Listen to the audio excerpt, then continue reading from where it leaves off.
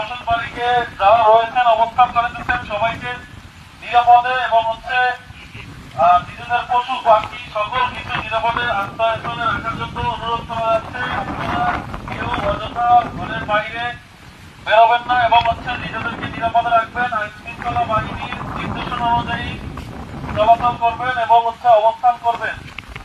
প্রচারে ইয়ামা Riders club Barishal.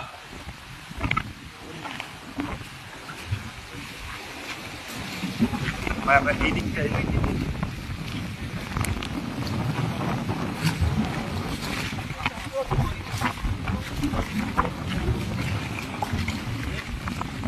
একটি জরুরি ঘোষণা ইতিমধ্যে উপকূলীয় ঘূর্ণিঝড় রেমাল বাংলাদেশের উপকূলীয় অঞ্চলে অবস্থান করিতেছে এবং বরিশাল অলরেডি 10 নম্বর বিপদ সংকেত দেখানো হয়েছে।